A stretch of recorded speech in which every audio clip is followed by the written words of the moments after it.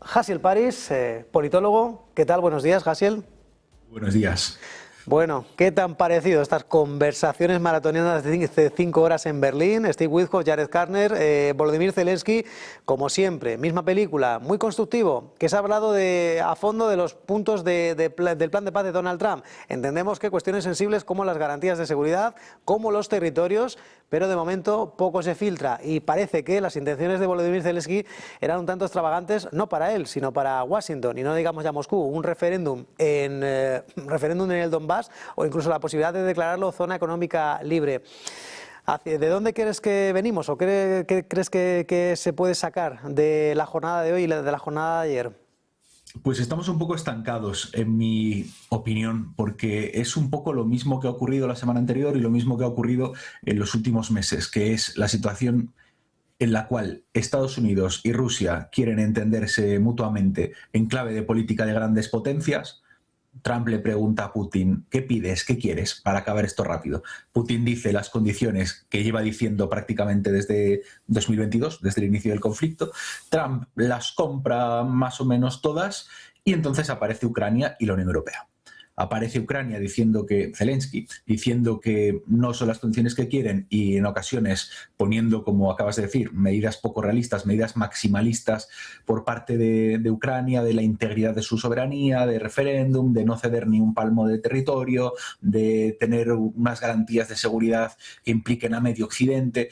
Aparece Ucrania, ¿no? Que ya vemos esta misma situación desde cuando estuvo Zelensky en la Casa Blanca y Trump y Vance le sacaron los colores en público, ¿no? Y luego aparece la Unión Europea como una especie de refuerzo tóxico de Ucrania, porque realmente la Unión Europea no aporta gran cosa más allá de poner nuestro dinero para comprar armas estadounidenses de camino a Ucrania y hacer como una especie de refuerzo de la autoestima de Zelensky, de sí, nosotros los europeos te apoyamos, no te vamos a dejar solo, pero que la práctica no cuenta. Esa Unión Europea en el tablero geopolítico no tiene el peso específico, político, militar, económico, para que realmente sus propuestas sean tenidas en cuenta de forma seria por Estados Unidos y Rusia. Y esta situación de Rusia y Estados Unidos que se quieren entender pero no acaban de hacerlo. Ucrania que sigue intentando poner sus condiciones sobre la mesa de Estados Unidos, chantajeándole, si no, con que Trump, que es un poco un amigo de Putin, ¿no? Que putinea un poco Trump.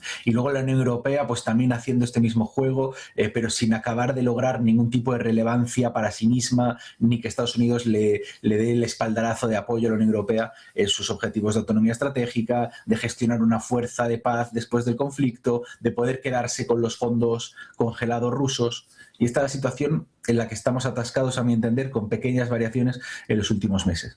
Me reía antes al principio porque leías una noticia que decía que la Unión Europea quiere abrir la caja de Pandora, decía, ¿no? Lo que quiere abrir la Unión Europea es la caja del dinero, es la caja del dinerillo. Tiene ahí los fondos rusos congelados desde el principio de la guerra y yo recuerdo que desde el inicio del conflicto era, bueno, vamos a quedarnos con estos fondos como medida de presión para que Rusia detenga el conflicto. Esto en 2022. Luego, cuando avanzaba la cosa, en 2023, 2024, bueno, vamos a quedarnos con este dinero para invertirlo en armas y mandárselo a Ucrania. Y ahora en 2025 vamos a quedarnos con este dinero para los fondos de reconstrucción de Ucrania. O sea, el argumento va cambiando, pero la Unión Europea pidiendo perras, la Unión Europea queriendo quedarse con el dinero ruso es una constante durante todo el conflicto. Entonces, esto seguramente es uno de los temas que se está hablando, seguramente no, vamos, lo aseguro.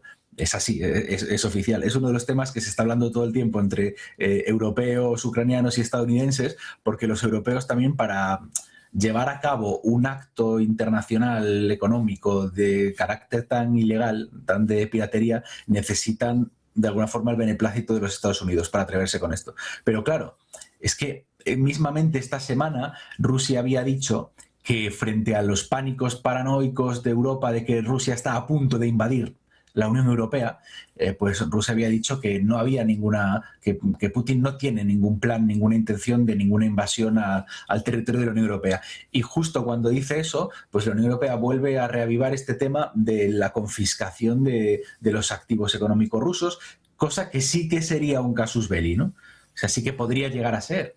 lo ha dicho Rusia, si nos roban fondos de ciudadanos y de empresas rusas, eso sí que es un motivo de conflicto, ¿no? Entonces parece que la Unión Europea también se esfuerza por mantener viva esa posibilidad de conflicto. Cuando se le refuta y cuando se le dice que eso no es una perspectiva realista que vaya a ocurrir inmediatamente, parece que la Unión Europea echaría leña al fuego para que así sea, ¿no? Entonces tenemos esta situación estancada entre un Estados Unidos que parece que sí quiere este proceso de paz, Rusia, que no es que lo quiera ni no lo quiera, Rusia solo quiere sus objetivos y punto, y Ucrania, que yo creo que es diferente cada vez más la opinión de la población que está a favor de la paz cada vez más mayoritariamente, incluso teniendo que hacer concesiones duras, versus la opinión de su gobierno, que está estancado, está encerrado en este maximalismo, y esta postura europeísta que no se entiende, ¿no? Que persigue, se entiende, pero es miserable.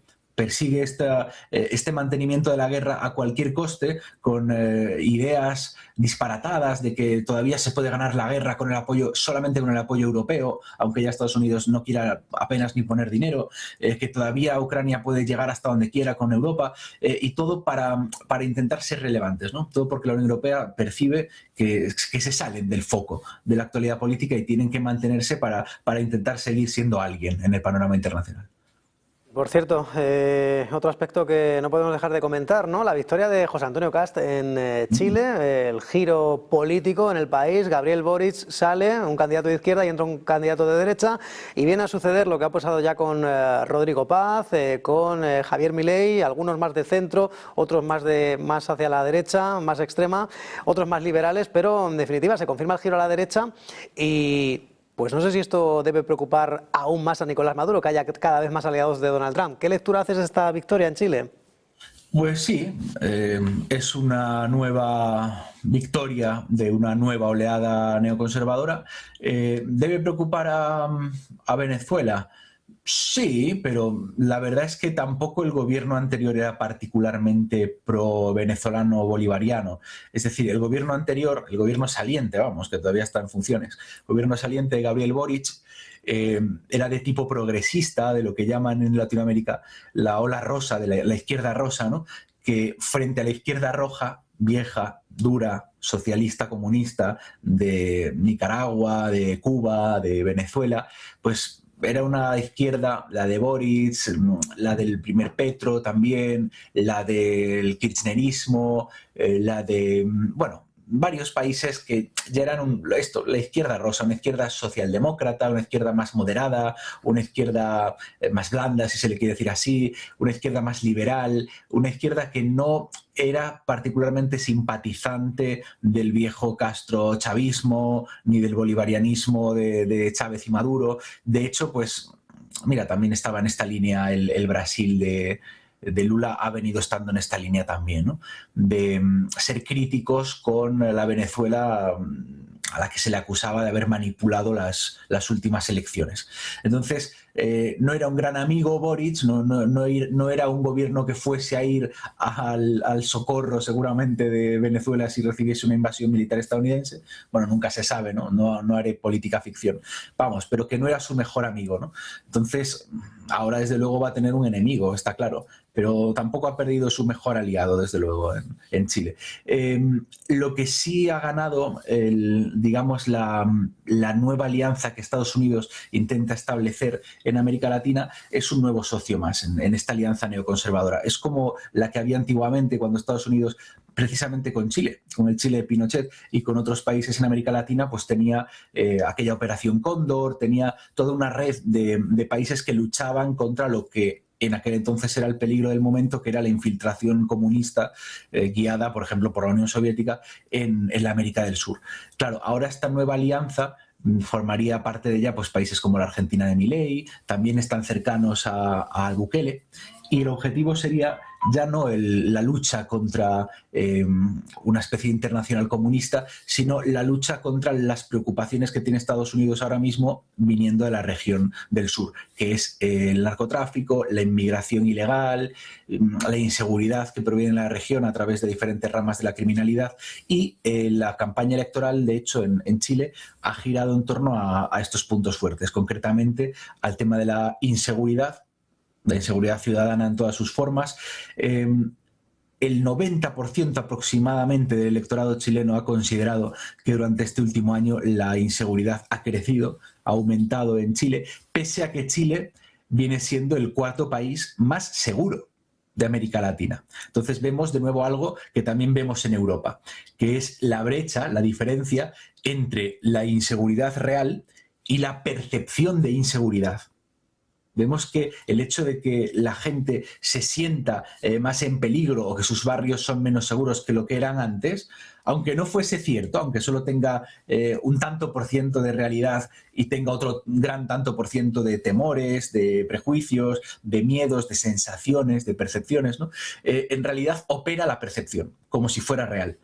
La realidad política va a ser según la percepción del votante, aunque no se corresponda con la exactitud de los datos, ¿no? Entonces, esto también lo tenemos que ver en Occidente, porque hay partidos en la derecha que hacen el discurso securitario, el discurso de ante una situación de inseguridad terrible, estamos yendo a peor en todos los indicadores, hace falta mano dura. Entonces vienen gente de la izquierda e intentan refutar esto con datos. Es decir, no, esto no es así del todo, porque en realidad hemos bajado en no sé qué indicador. Bueno, esto da igual.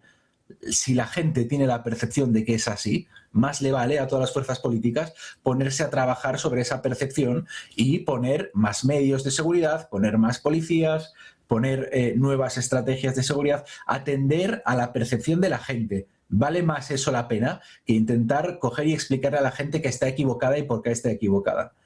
Porque vemos que la gente se va a aferrar a su percepción y va a votar según su percepción. Y el partido que se refleje, que se haga eco de ese discurso, es el que se va a llevar el gato al agua. La otra cuestión que decía fue la inmigración. También la vemos aquí en Europa, un tema en auge, ¿no? La inmigración ilegal que recibe Chile, por ejemplo, pues de Perú, de Bolivia, también de Venezuela, ¿no?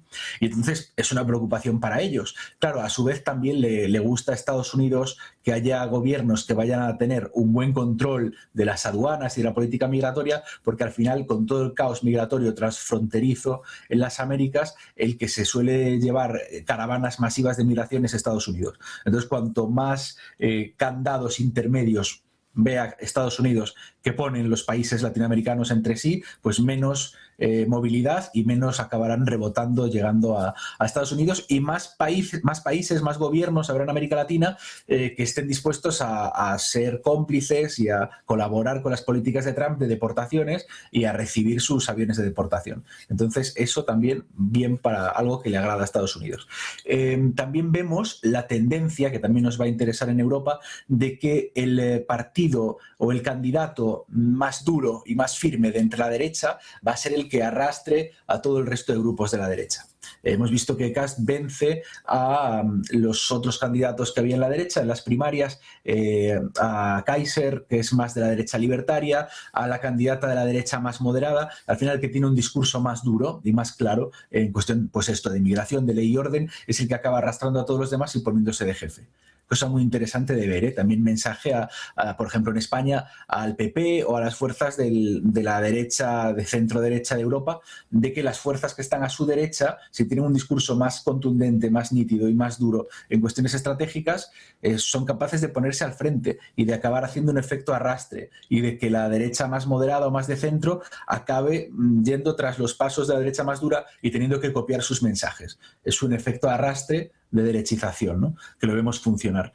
Hemos visto cómo eso, un candidato que hablaban de él en los medios como si fuera Satanás, extrema ultraderecha, hijo de un nazi, hermano de un colaborador de Pinochet, y en realidad al final ha acabado, en vez de ser una especie de ultra excluido de la sociedad, ha acabado siendo el catalizador del mensaje de más sentido común. El sentido común que había en Chile, correcto o incorrecto, ya hemos hablado de percepciones, era el de la inseguridad, la inmigración ilegal, la delincuencia, hace falta mano dura. Y un candidato que ha sabido conectar con ese sentido común se ha convertido en la opción mayoritaria de Chile. O sea, intentaban pintarlo como un apestado ultra radical extremista que no tenía que tener lugar en la sociedad democrática, y lo que ha hecho es canalizar el sentido común de la mayoría de la población. Entonces, también mensaje contra estas campañas absurdas de cordón sanitario, de llamar fascista al otro, que no funciona. No funcionan. Si al final la gente ve que el malo, malísimo, ultrafascista, como uno quiera pintarlo, de satánico, dice lo que a él le resuena, y nadie más está diciendo en el arco político, pues la gente le da su confianza. Prefieren creer eso que creer que él es Satanás y que por lo tanto la población también es Satanás. Esa diabolización no acaba funcionando porque al final la gente, antes que el que dirán o antes que lo políticamente correcto, va a poner sus propias percepciones y sus propios intereses personales, laborales, familiares, de vida en el barrio, de seguridad. Entonces hay mensajes interesantes aquí también para Occidente. Pues el año que viene, elecciones en Colombia. Hasiel Paris, politólogo, buen día, muchas gracias. Muchas gracias, buen día.